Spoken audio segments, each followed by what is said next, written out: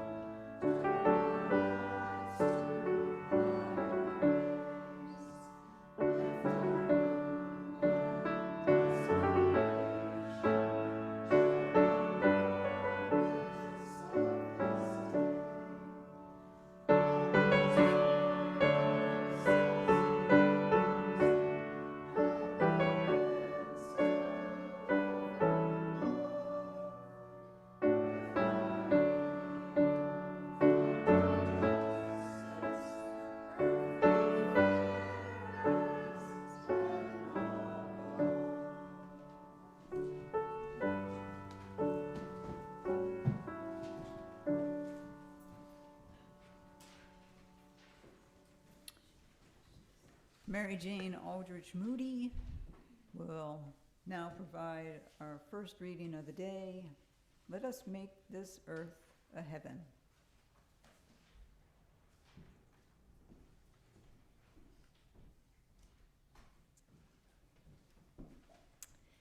Let us make this earth a heaven, right here, right now. Let us create a heaven here on earth, where love and truth and justice reign. Let us welcome all at our pearly gates, our freedom table, amid singing and great rejoicing with all our lovely colors, straight, gay, transgender, bisexual, and all the ways of loving each other's bodies. Let no one feel excluded. Let no one feel alone. May the rich let loose their wealth to rain upon the poor.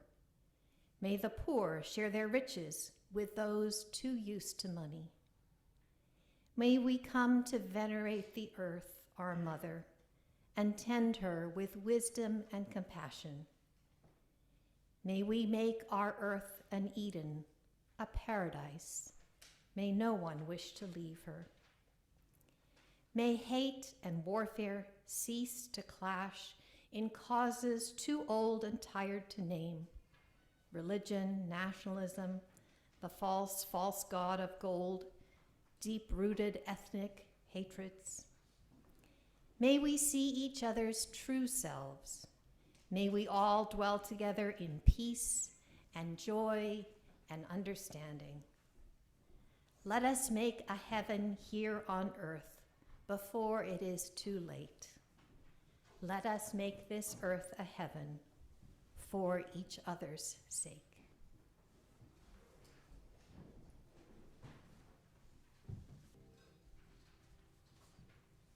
Our next reading is The Fire Next Time by James Baldwin, and an excerpt of that will be read by Yule Hopkins.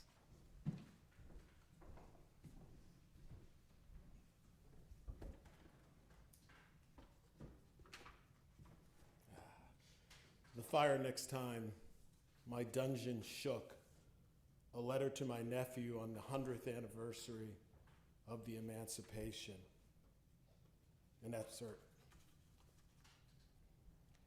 This innocent country set you down in a ghetto in which, in fact, it intended you should perish.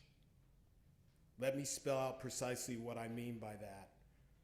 From the heart of the matter is here, and the root of my dispute with my country. You were born where you were born, and faced the future that you face because you were black and for no other reason. The limits of your ambition were thus expected to be set forever. You were born in a society which spelled out with brutal clarity and in as many ways as possible that you were a worthless human being. You were not expected to aspire to excellence. You were expected to make peace with mediocrity. Wherever you have turned, James, in this short time on earth, you have been told where you could go, what you could do, and how you could do it, and where you could live, and who you could marry. I know your countrymen do not agree with me for this, and I hear them saying you exaggerate. The details and symbols of your life have been deliberately constructed to make you believe what white people say about you. Please try to remember what they believe as well as what they do and cause you to endure does not testify to your inferiority, but to their inhumanity and fear.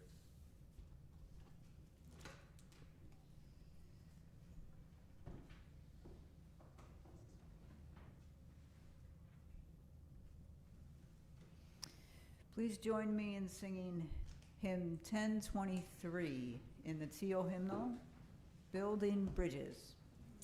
Lisa will play it through once and we'll repeat the hymn 3 times.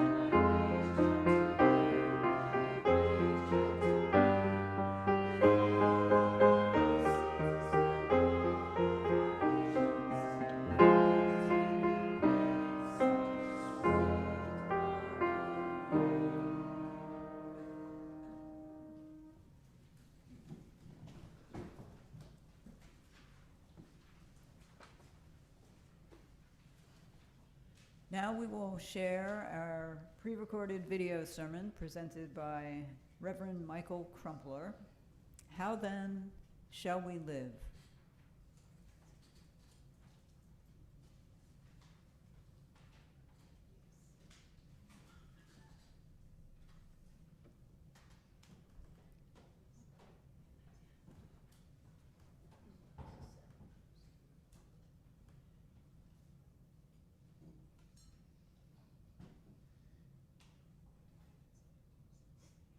please pray with me.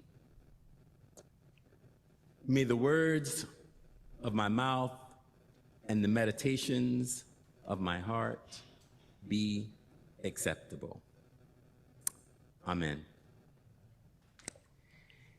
If you are anything like me, I know that many of you woke up this morning, well, not as many as typical, right? Because there was no power, but woke up this morning, rolled over to check your Facebook, your Twitter, your email, perhaps complete your Wordle, which I have not done yet, or respond to those early morning text alerts. As such, you may find it odd to hear me say to you that the internet is officially broken. No, don't pull out your phones right now for proof of what I am saying, but trust me when I tell you the internet is broke and has been broke since last Sunday, August 6th of 2023. And for those of you who are unfamiliar with this jargon, I don't mean literally broke. I'll leave it to you to look up the phrase later today. But yes, all this week the internet has been broke because of a conspicuous incident that took place on Saturday, August 5th in Montgomery, Alabama. If you haven't heard about it, let me enlighten you. On Saturday, August 5th, at approximately 7:00 p.m. Central Time, a very disturbing incident took place at the 200 block of Coosa Street in Montgomery, Alabama, also known as the Montgomery Riverwalk. I'm getting ahead of myself.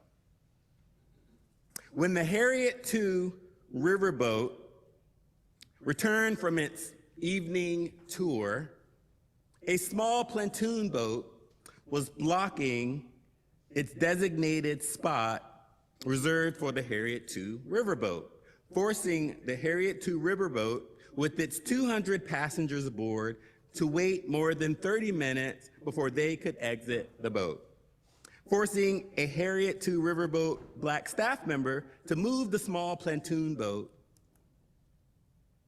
that was owned by a white family just a few feet so that the 200 Harriet II riverboat passengers could exit the riverboat, after which a fight ensued.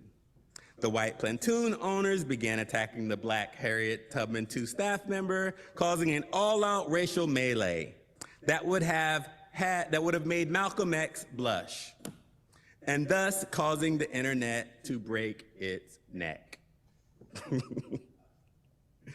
The brochure of the Harriet II riverboat reads, "Travel back in time to the days of historic paddle wheel boats meandering along the scenic Alabama River. Montgomery's own Harriet II riverboat now offers you the opportunity to take in the incomparable sights, sounds, and magical atmosphere of days gone by. Our themed and custom cruises are the newest, most unique way to spend quality time with family, friends, and business associates while enjoying the unforgettable experience of the water. Days gone by." In preparation for this sermon, I scoured the internet to find a tour itinerary for the Harriet II, hoping to discover exactly what was said on this historic tour of days gone by. You see, what I was hoping to discover was that the 200 guests aboard the Harriet II were getting a historic tour similar to the deep cultural excursion that I experienced when I had visited Montgomery, Alabama earlier this spring in March. Well, actually, it was April, soon after hosting the annual Finding Our Way Home retreat for Unitarian Universalist religious professionals of color.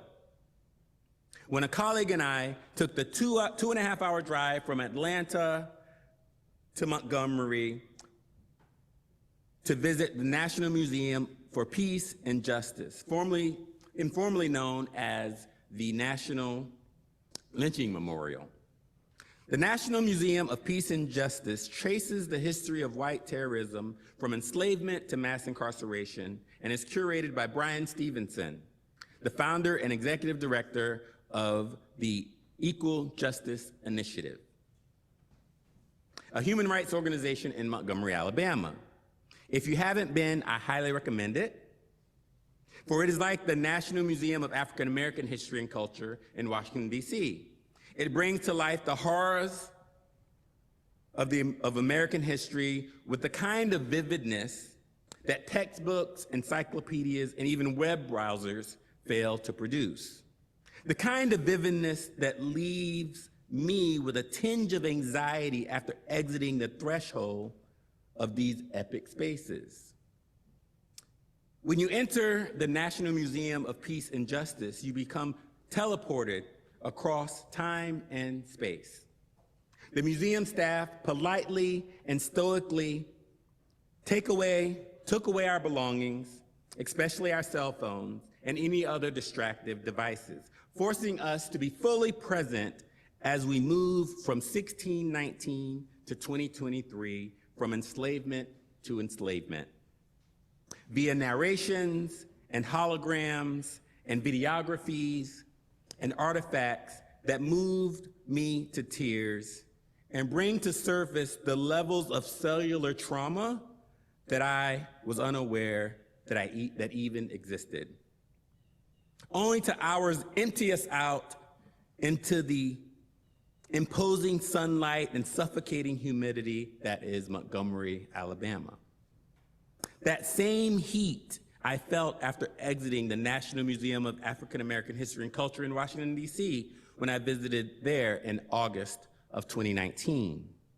For me, the heat and the humidity conspires together with the deep, disturbing feelings of resentment and powerlessness and rage that clashes with all the subtle annoyances of the white and black adjacencies that happen on the sidewalks and in the streets and at the mall, where whiteness and blackness are forced to get along. You know, those small infractions that come with with existing in a multicultural, multiracial democracy. Those things that most of us have become numb to due to their abundance, because addressing them is just too inconvenient. The honk of a horn, the glance in a store, the clutch of the pearls, the bump of a passerby, a door not held open, all the things that are major enough to mean more than what they actually are, but minor enough to be absorbed just for a day. But post-Black History Museum tour makes my skin crawl and makes me want to fight, makes me want to brawl, which is why I was eager to no avail to find out what this Harriet II riverboat tour was all about. Because those 200 predominantly black Harriet II riverboat passengers was like, not today, Satan, not today. The fury and vitriol with which fists were flying, chairs were swinging, and Crocs went, well, crocking. You'll have to search Twitter to understand that one. Made August 5th not just another day in postmodern Alabama, where underneath the modern beauty of the Montgomery Riverwalk's new amphitheater and train station and boat tours and events and outdoor concerts lies a deep, dark history of racialized human trafficking, cotton, and violence, and lynching, and fire hoses, and dogs, and water fountains, and church bombings, all of which would make for a very dramatic and traumatic riverboat tour on the Harriet II where passengers are promised the opportunity to take in the incomparable sights, sounds, and magical atmosphere of days gone by. And I don't know, maybe that's just what the tour is. I guess I'll have to travel back to Montgomery and take the tour myself. But for now, I'll have to just assume that it was not a tour that triggered the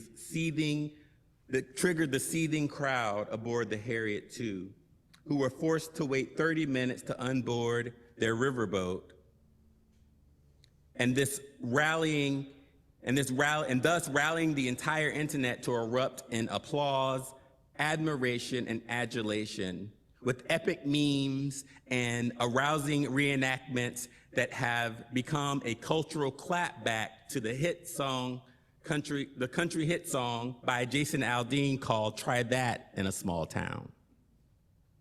An anthem that pretty much captures the dystopian nightmare that we have all been living in America post-2016. And by we, I mean trans people being outlawed in small and large towns and whole states across America, and pregnant people being forced to give birth against their will in small towns and large towns and whole states across America, and elementary classrooms where children are practicing mass shooting drills in small and large towns and whole states across America, and where fires and heat and floods and winds are ravaging habitats in small and large towns and whole states across America. Yes, the brawl that ensued on Saturday, August 5th, the jubilation that has followed, was more than a break of the internet, but a break in the fever that is modern-day America. But while the memes are funny and good enough for comic relief and many other kinds of relief, our ancestors have a much deeper message for our times, one that is slightly more sophisticated: love. James Baldwin was neither an artist nor a politician, but a prophet. I'm not sure if Brother Baldwin would have retweeted a Montgomery meme or posted swinging chairs to his Facebook timeline, but in his letter to his namesake nephew, also known as A Fire Next Time, he intended for him to know the exact nature of white supremacy, which I recommend everyone read. For it is that medicine that I need, even as I exit the threshold of spaces like the National Museum of Peace and Justice and the National Museum of African American History and Culture. Yes, The Fire Next Time is that balm of Gilead medicine that more than any old-fashioned brawl reminds me of why white platoon voters don't move, and why white country singers sing, and why white Alabama senators and white Moms for Liberty won't move out the way. And even though it may feel good to see them get what they deserve, occasionally, Brother Baldwin writes, "There is no reason for you to try to become like white people, and there's no basis whatsoever for their impertinent assumption that they must accept you. The really terrible thing, old buddy, is that you must accept them." And I mean that very seriously. You must accept them, and accept them with love. For these innocent people have no other hope. They are, in fact, still trapped in a history which they do not understand. And until they understand it, they cannot be released from it. Amen. Ashe. May it be so.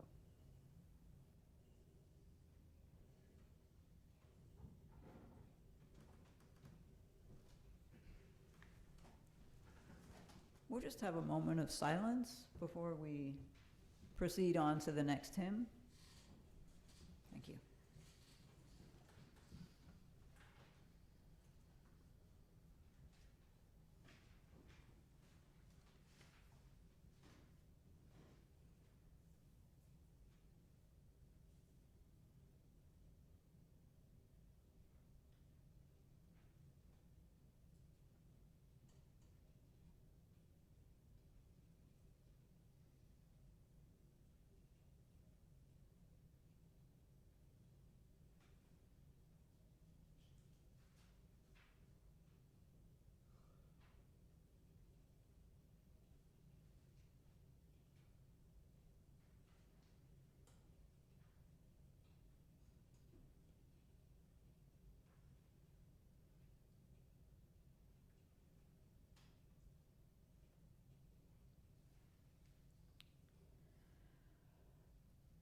Please join me now in singing hymn 1017 from the Teal hymnal, Building a New Way.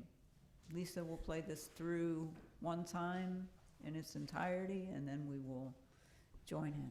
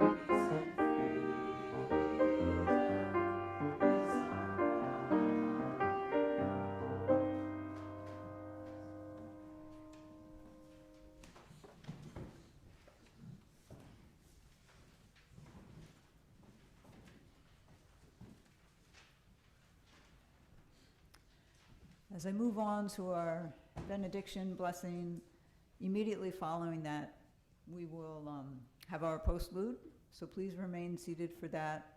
And after that, please still remain seated, because there's one very important announcement which Rita will make, and you don't want to miss that. All right, so I leave you with Daring Vision by Maureen Killeran. We extinguish this chalice flame, daring to carry forward the vision of this free faith, that freedom, reason, and justice will one day prevail in this nation and across the earth. Lisa?